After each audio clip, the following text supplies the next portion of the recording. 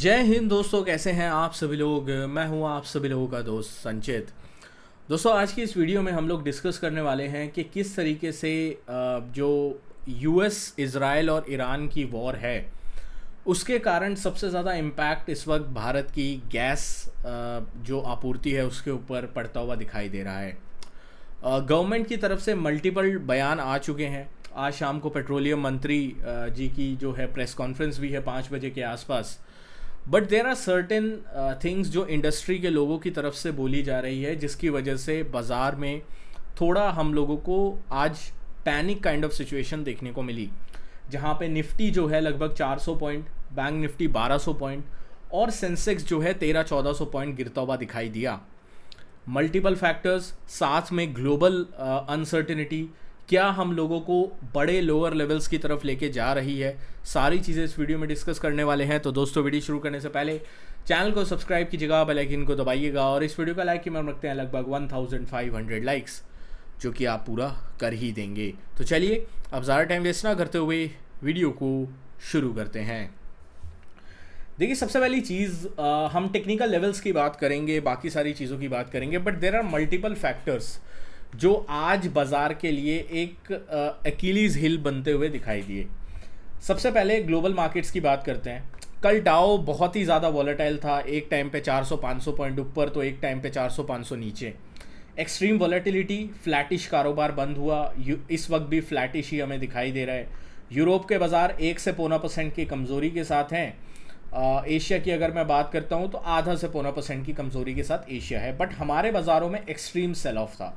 अगर हम निफ्टी की बात करते हैं, जैसा हमने बोला 2%, बैंक निफ्टी 2.5%, तो कमज़ोरी बहुत ज़्यादा है।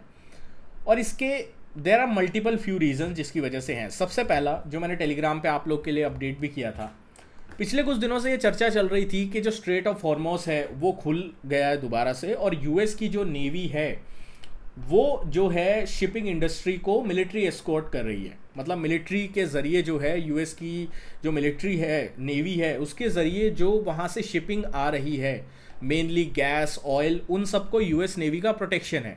बट यूएस नेवी ने आज इस चीज़ को खारिज कर दिया है। उन्होंने बोला है कि वो किसी भी मिलिट्री एस्कॉर्ट को के ज़रिए शिपिंग इंडस्ट्री की हेल्प नहीं कर सकते, क्योंकि इस वक्त अटैक का खतरा बहुत ज़्यादा हाई है। ठीक है, यूएस नेवी ने कहा है कि इस वक्त वो बिल्कुल भी सपोर्ट नहीं कर सकते, और इस वजह से straight of Hormuz mainly close जो है वो है। ये आज जो है दिन में खबर हमें आती हुई दिखाई दी। उसके बाद मल्टीपल मिसाइल अटैक्स जो ईरान की तरफ से कतार की तरफ किए गए, दुबई की तरफ किए गए, यूएई की तरफ किए गए। जो ईरान ने 3 दिन पहले बोला था कि हम लोग अब अटैक नहीं करेंगे अपनी नेबरिंग कंट्रीज़ के ऊपर, वो अटैक दोबारा से कंटिन्यू होते हुए दिखाई दिए, और ये चीज़ डेफिनेटली बाजार को पसंद नहीं आएगी। ठीक है, अभी तक ग्लोबल मार्केट्स में इस चीज़ का उतना एक्सट्रीम रिएक्शन नहीं आया जितना मैं एक्सपेक्ट कर रहा था, but still there is some दिक्कत जो हमें इस सिचुएशन से आती हुई दिख सकती है।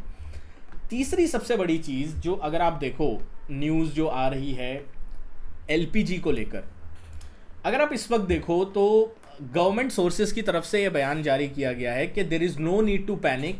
इंडिया ने अपनी ऑयल सोर्सिंग के लिए 40 कंट्रीज़ में जो है इस वक्त कर दिया है। मतलब 40 अलग अलग कंट्रीज़ से हम लोग जो एलपीजी है, पीएनजी है, गैस है, उसको मंगाने की कोशिश कर रहे हैं।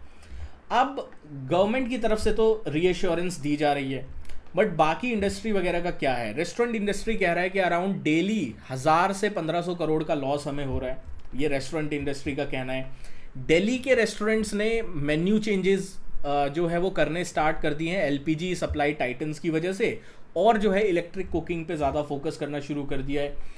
एलपीजी जो शॉर्टेज है वो हॉस्पिटैलिटी सेक्टर, यानी मेनली आप बोल सकते हैं रेस्टोरेंट्स हो गए, साथ में जितने भी रिजॉर्ट्स वगैरह हो गए, इन जगहों पे दिक्कत देना स्टार्ट कर रही है। ठीक है, मुंबई में लगभग 20% जो होटल्स एंड रेस्टोरेंट्स हैं वो क्लोज हैं आज के दिन में। क्यों? क्योंकि उन्हें गैस की सप्लाई अवेलेबल नहीं हो रही है। बट अगेन गवर्नमेंट की तरफ से अगेन बयान जारी करके बोला गया कि एलपीजी प्रोडक्शन है उसे 10% बढ़ा दिया गया है। तो इस वक्त सप्लाई शॉर्टेज नहीं है।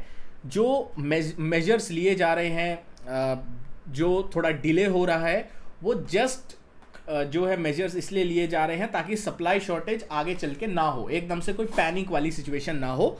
बट हाँ, एक चीज़ है, हमें जो है एलपीजी, पीएनजी और गैस में जो है स्ट्रेट ऑफ हॉर्मोस क्लोज होने की वजह से, यूएस ईरान वॉर की वजह से दिक्कत देखने को मिल रही है। And I think one of the main reason जिसकी वजह से जो है इस तरीके का फॉल जो है हमें बाज़ार में देखने को मिल रहा है, ग्लोबल पर्सपेक्टिव अपनी जगह है, ग्लोबल न्यूज़ फ्लो अपनी जगह है, वो मल्टीपल टाइम्स डोनाल्ड ट्रंप के मूड के हिसाब से चेंज हो रहा है। बट आज स्पेसिफिकली हमारे गिरने का मेरे को यही रीज़न लगता है। दूसरा, आज शाम को यूएस का इन्फ्लेशन डेटा है, इनकी जॉब्स डेटा बहुत ख़राब आई है, मैसिव डाउनग्रेड इनकी जॉब्स में आया है। आज इन्फ्लेशन डेटा से पहले ट्रेडर्स कोई भी पॉजिटिव पोजीशन मेरे हिसाब से ले जाना नहीं चाहते थे, बिकॉज अगर इन्फ्लेशन भी ख़राब आया, यूएस मार्केट भी कोलैप्स कर सकता है। इस चीज़ का हमें ध्यान रखना है। तो अब हम लेवल्स की बात करेंगे। ये सारा तो हमने न्यूज़ फ्लो का चर्चा जो है वो कर लिया। अगर आप इसी तरीके से न्यूज़ से जुड़ना चाहते हैं तो डिस्क्रिप्शन में टेलीग्राम चैनल का लिंक है, ज्वाइन कर सकते हैं। 9000 से ज़्यादा मेंबर्स हैं, आप ज्वाइन कर सकते हैं हमारा ऑफिशियल टेलीग्राम चैनल। यहाँ पे कोई भी न्यूज़ अपडेट, लेटेस्ट कुछ भी होता है वो मैं प्रोवाइड करता रहता हूँ। साथ ही में एक चीज़ मैं आपको बोलूँगा कि अगर आप टाइम साइकिल सीखना चाहते हैं, बहुत सारे लोग इसकी रिक्वेस्ट कर रहे थे, तो डिस्क्रिप्शन में IND मनी का लिंक है, कमेंट में भी मैं पिन कर दूँगा। IND मनी में अकाउंट ओपन आप कर लेना, उसके बाद आपको जो है एक्सेस मिल जाएगा हमारे टाइम साइकिल का जो एक लर्निंग कोर्स है वहाँ पे। तो जो मेरी लर्निंग्स होती हैं वहाँ पे मैं शेयर करता रहता हूँ, ऐसा कोई स्पेसिफिक कोर्स वगैरह कुछ अभी है नहीं। बाकी अगर मैं बात करता हूँ यहाँ पे निफ्टी की, तो आज निफ्टी खुला अराउंड 24,250 300 के रेंज के पास। कल हमने डिस्कस किया गया था, बड़ा रेजिस्टेंस है, अगर इसके ऊपर निकलता है तो 24,530 तक जा सकता है। बाजार यहाँ पे ओपन हुआ, यहीं से रिजेक्ट हुआ, सीधा जो है 24,075 जो एक मेक और ब्रेक सपोर्ट था, जिसका डिस्कस हमने ऑलरेडी आज भी किया था टेलीग्राम में, वो जैसे ही ब्रेक हुआ सीधा हमें 23,850 तक की जगह दिखी। अब हम चलते हैं डेली टाइम फ्रेम पे। डेली टाइम फ्रेम पे अगर मैं जाता हूं तो मेरे को अगला कोई ढंग का सपोर्ट बाजार में कहीं दिखाई देता है निफ्टी में, तो वो सपोर्ट दिखाई देता है अराउंड पहला 23,530 का, दूसरा 23,300 से 200 का जोन। ठीक है, तो ये दो इंपॉर्टेंट लेवल बहुत ज़्यादा क्रिटिकल हो जाते हैं अब बाज़ार के लिए। अगर निफ्टी जो है अपना ये वाला लो तोड़ देता है, कौन सा लो, जो हमें 9 तारीख को देखने को मिला था मंडे के सेशन में, अगर इस लो को तोड़ देता है, दैट इज़ अराउंड 23,700, 23,730 से लेकर 23,700 का लेवल अगर तोड़ देता है, टेक्निकली चार्ट्स पे निफ्टी कमज़ोर होगा। फिर निफ्टी कहाँ तक जाएगा, निफ्टी जाएगा 23,540 530 तक की जगह दिखाई देती है चार्ट्स पे, और अगर ये भी टूटता है तो 23,300 200 की तरफ निफ्टी एक बार के लिए अटेम्प्ट कर सकता है, ये हम ध्यान रखेंगे। बैंक निफ्टी की बात करते हैं। कल हमने डिस्कस क्या किया था, बैंक निफ्टी रेंज में फंसा हुआ है। अगर 56,250 के नीचे बैंक निफ्टी जाता है, कमज़ोरी आएगी भाई, उसके बाद तो बैंक निफ्टी रुका नहीं। 56,250 के बाद 55,850 भी आया, 55,500 भी आया, और अभी 55,500 550 के आसपास बैंक निफ्टी है। तो कल के लिए हमारे लिए 55,525 55,525 एक मेक और ब्रेक लेवल है।